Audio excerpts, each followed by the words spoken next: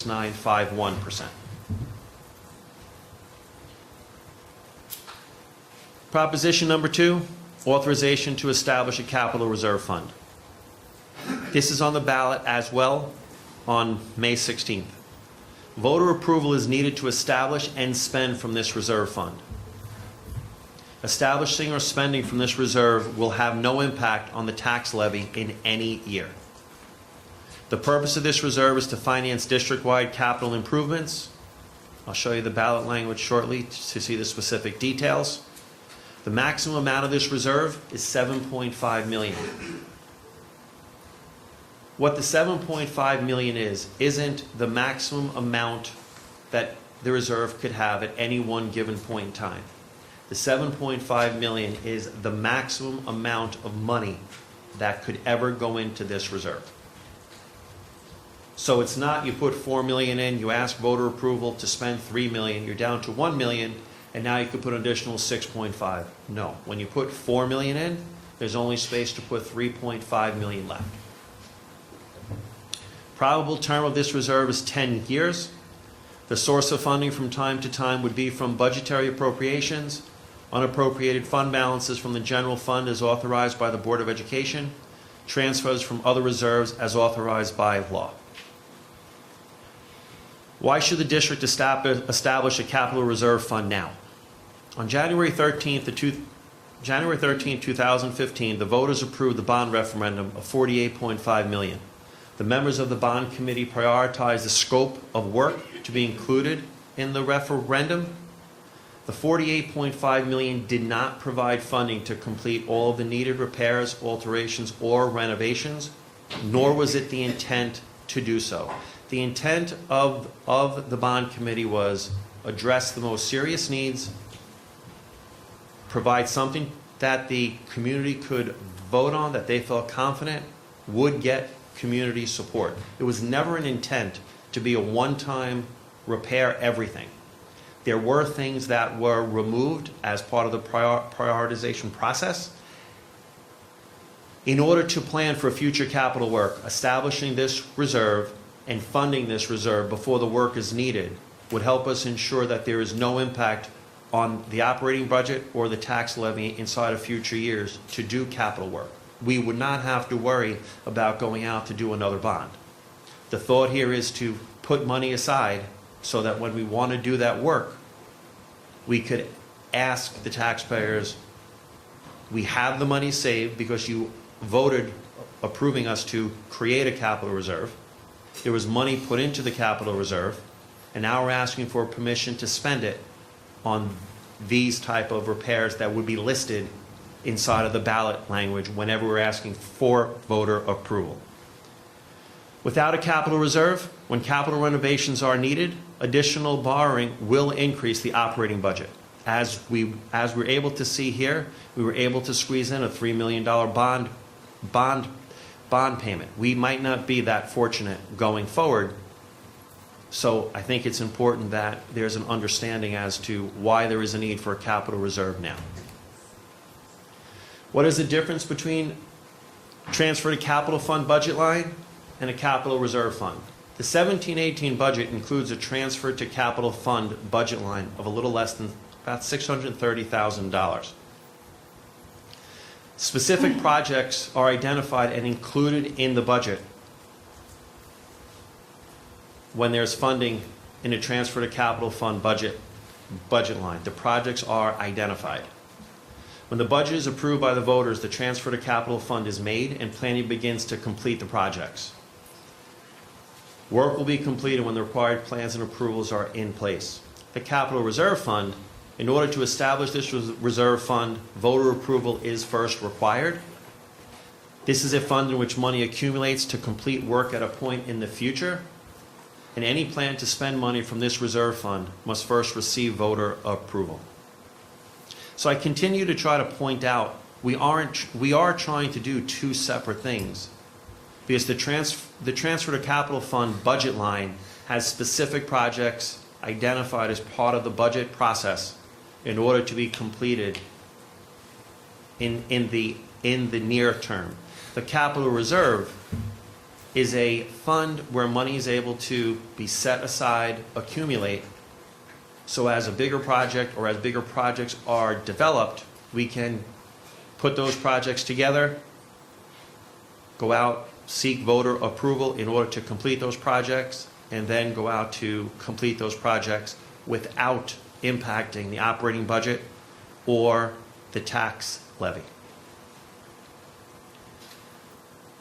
Proposition number 2, the ballot language, authorization to establish a capital reserve fund.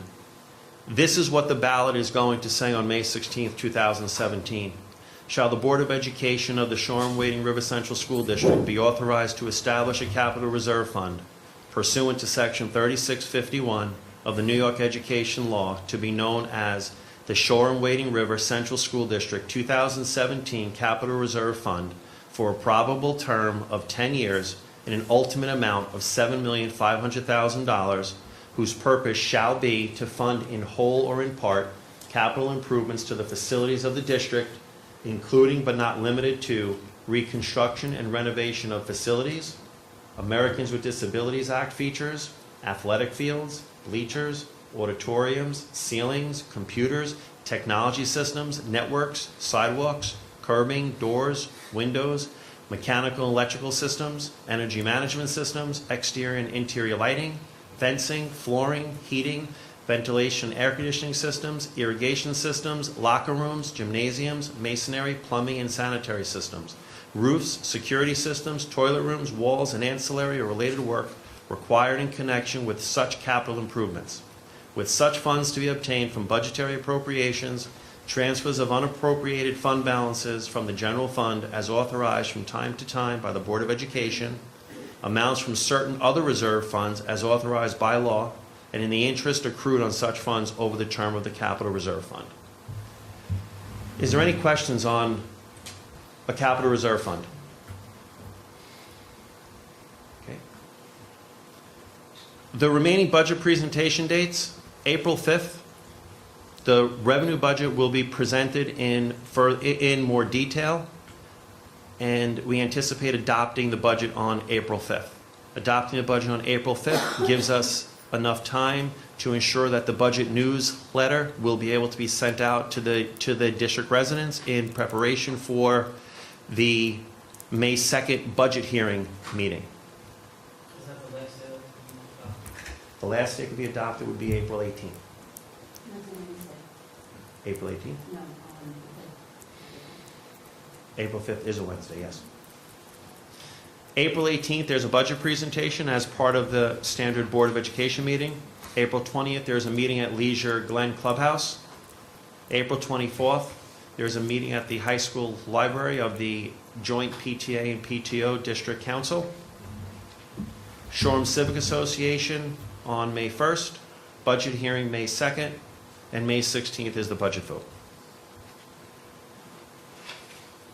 Any other questions regarding 2017-18 budget?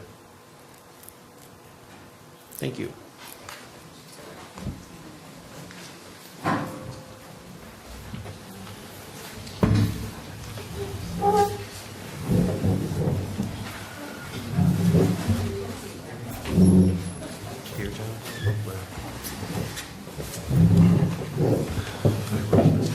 Thank you, Glenn.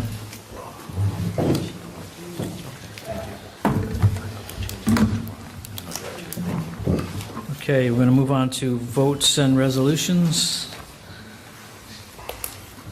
First, the minutes of, does anybody have any questions on the minutes of February 27th, 2017? Do we have enough people to vote on this, correct? Anybody have any questions? Can I get a motion to approve the minutes of February 27th, 2017? Bill, one. Mike, second. All in favor? You were there. Kimberly wasn't there. I was. 401. Can I get a motion? Anybody have any questions on March 7th, 2017? They're going to be as revised. Lori Griffiths, I spelled her first name incorrectly. It was brought to my attention that the correct spelling should be L-A-U-R-I, so I-E. amended the minutes. L-A-U-R-I-E. Okay, so anybody have any questions about the March 7th, 2017 minutes as revised? No? Can we get a motion to approve the minutes of March 7th, 2017 as revised? Bill first, Mike second, all in favor? 5-0. Anybody have any questions on the March 13th, 2017 minutes? Can we get a motion to approve the March 13th, 2017 minutes? Kimberly first. Bill second. All in favor? 5-0. Anybody have any questions about the CPSE, CSE, and 504 meeting summaries? Can I get a motion to approve? Mike 1. Jack 2. All in favor? 5-0. Could I get a motion to approve the treasurer's report, February 2017? Anybody have any questions? I'm sorry, anybody have any questions first? Can I get a motion to approve the treasurer's report from February 2017? Kimberly 1, Mike Lewis 2, all in favor? 5-0. Does anybody have any questions on the policies? No? Okay, can we, this is a second reading, Janice? Yes. Can I get a motion to approve the second reading? Do I have to name all the policies? No, they're out there for the public, but you're getting a motion to adopt them, to adopt the revisions. Oh, so we're adopting the, okay. Can I get a motion to adopt the revisions to the policies? Kimberly 1, Mike Lewis 2, all in favor? 5-0. And can I get anybody have any question about the resolutions? Can I get a motion to approve Resolution 1617-214 through 1617-216? Bill 1, Mike Lewis 2, all in favor? 5-0. I'd like to thank the Wildcat Athletic Club for their donation of the L-Screen pitching machine and portable pitching mound package to be used at the Shoreham-Wading River Baseball Program. Thank you very much. Any questions on personnel? We take them as a block. Can I get a motion to approve personnel? Bill 1, Mike Lewis 2, all in favor? 5-0. Any communications, Janice? I just want to announce that the board candidate packets are available. If anybody would like to pick one up, Mr. Office, my office, I also have a couple on hand if anybody would like to take one home. All right, so they're available in your office as of today, and when are they due back? April 17th, April 17th. Okay. 28 signatures.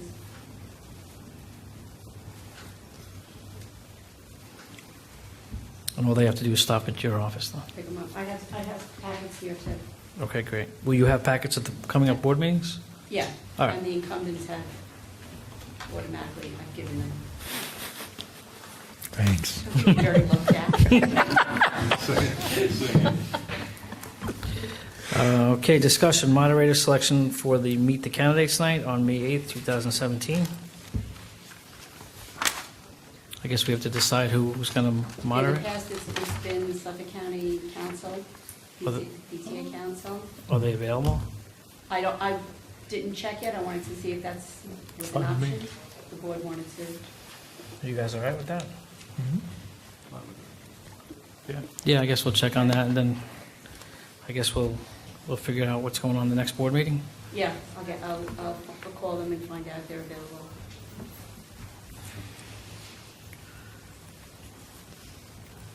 Okay, any additional comments from residents?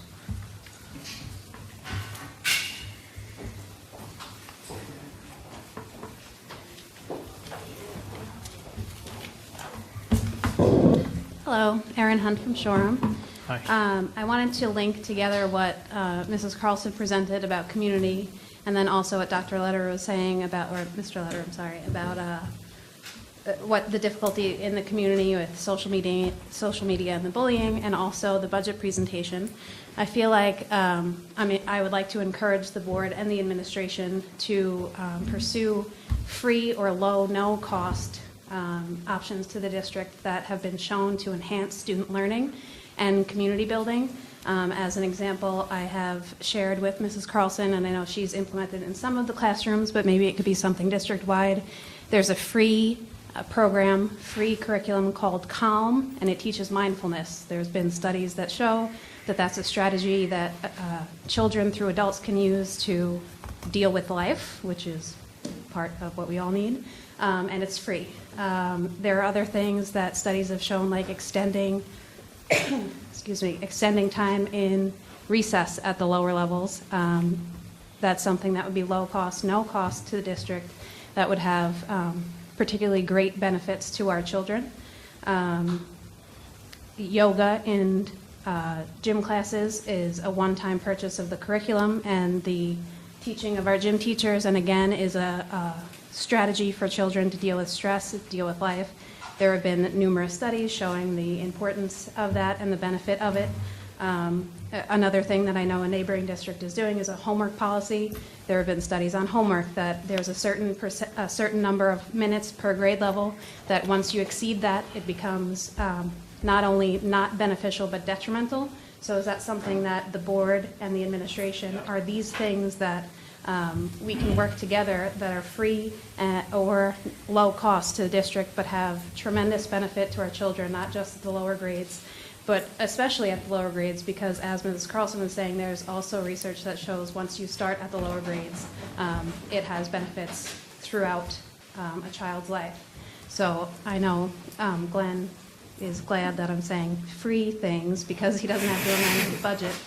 But I feel like these are things that we could easily adopt, and I think that I would like to encourage you to consider that, to bring that to discussion. And I think that you'd have tremendous community support. Thank you. Thank you. I think the no homework or the exploration of the homework issue is important. I really do. Because I think kids are getting inundated with tons and tons of homework, and sometimes you wonder if it's as beneficial as people think it is. So I think that should be explored, absolutely.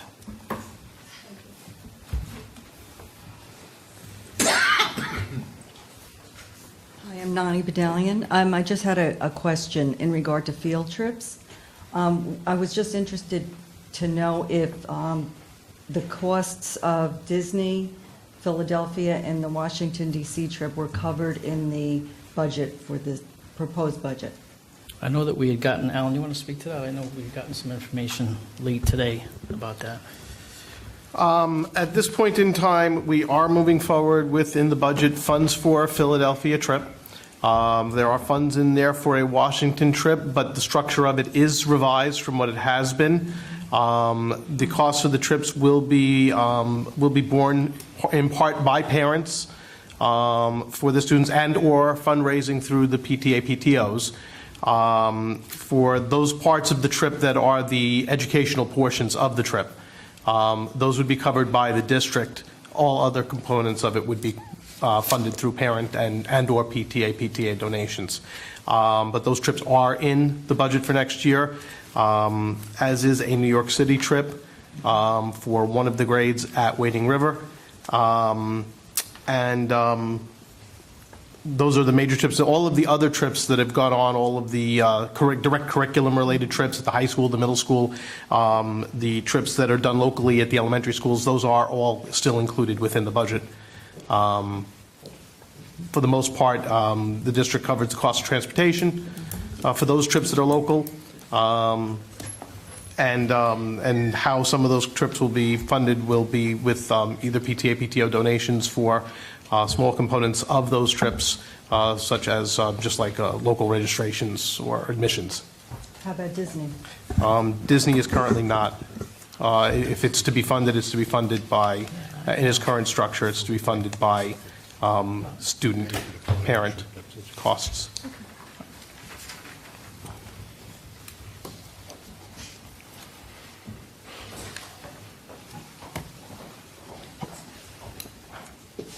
Erin Hunt from Shoreham again. I wanted to follow up on that, just to clarify what changed if, from what I understand, and again, this is just from rumors, so I'm asking for clarification. The Disney trip was included last year because a group of high school students proved that it was educationally sound. So is the decision that it is no longer educationally valid, or is there another reason why it has been excluded this year? I mean, personally, I'm glad that it's being excluded. That's my personal opinion, but I'm confused as to why there would be a change.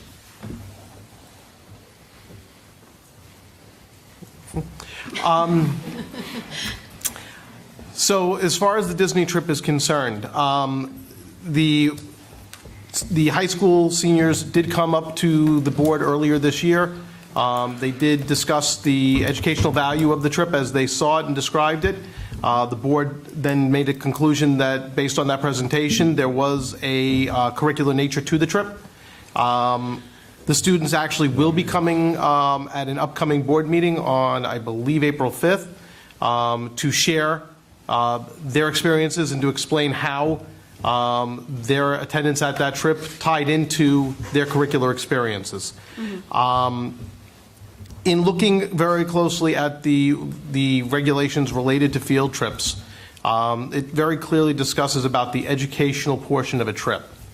And it is based on that and a review of the way in which we have structured our field trips, that there are two criteria that need to be met. One is that first, it has to be deemed by the board that it is an educational trip. Again, Disney was deemed by the board to be an educational trip. And then the educational portion of the trip is what is funded by the district. It is based on that and looking at that a decision is at least proposed within the budget to view Disney, the parks, to not be necessarily the educational portion of that trip, in which case those components of the trip would be funded. However, the board is in need of making a determination, because one of the things that would be included in such a trip that would be the district's responsibility is the chaperone associated costs for the trip. Supervision of the students is definitely something that the district should be incumbent to assume. And actually, that is something that is not currently included in the proposed 17-18 budget. Thank you. So maybe the question then is to the board, if the decision was yours to make about it being educationally relevant this year, is there something that had occurred that you no longer feel it is educationally relevant? I didn't think it was relevant last year. The commissioner has fairly specific guidelines, and the trip doesn't meet it. There's no direct tie into the curriculum. There's no character building. There are no, they didn't attend any educational conferences there. You can't just say you want to experience the effects of gravity and get on a roller coaster. That's not. I think the students presented very well, that there were. Well, I'm sure they did, but You were here, you saw it. I did, but they still didn't meet the criteria. We're still legally bound by education law and by the commissioner's opinions. So if you look at the commissioner's opinions and his guidelines, the trip doesn't meet it. Are there ways they could make it meet? Yeah, if they had some kind of direct tie into the curriculum, then you could probably make a case for it. And that's only my opinion. I'm just one of 7, or one of 6. Well, I'm one of 6. I'm in possession of a document from legal counsel, the district's legal counsel, dated October 18, 2013, that says that students may not be required to pay for the educational component, I think that's key, of the trip. And it goes on to say, in summary, if a trip meets the criteria outlined by the Commissioner of Education, it is considered a school trip, and the school district must pay the educational portion of the trip. So there is aspects to perhaps the Disney trip, if closely examined, are legitimate experiences tied to curriculum or education. And there are many aspects to it that may not be.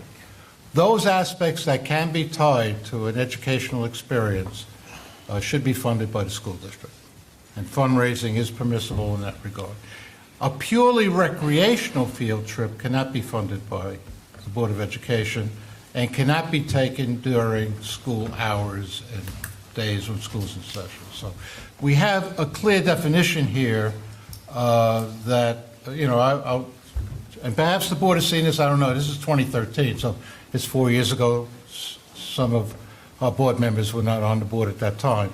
But I think those are guiding principles that can be used, and the administration has to share their input with the board and advise accordingly as to what would be acceptable expenditures on the part of the Board of Education and what should be expenditures that should be incurred by the student and his and her family.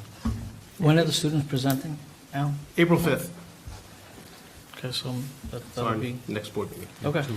But again, if you go by the commissioner's opinion, you'll see that it says that if it is a trip that is school-sponsored, the school is on the hook to pay for the educational component, but transportation, lodging, meals are considered non-educational and would be the responsibility of the student. It's clear. There is, by the way, a program at Disney. It's the YES program, a youth educational symposium or school. And I have sent students to that in a prior superintendency when I was in Lyndhurst. Tremendous experience for the children. It was the better part of one day. And that would be financed by the school district. And then there are also certain cultural experiences that the children may have down there that would be appropriate. But, if you're going to say we're going to fund to go to the Magic Kingdom, I would say not. So, and we're not going to fund, travel expenses we might to some extent, as we did, this year we did a great deal, but also we're not going to cover the hotel expenses and what have you. Thank you.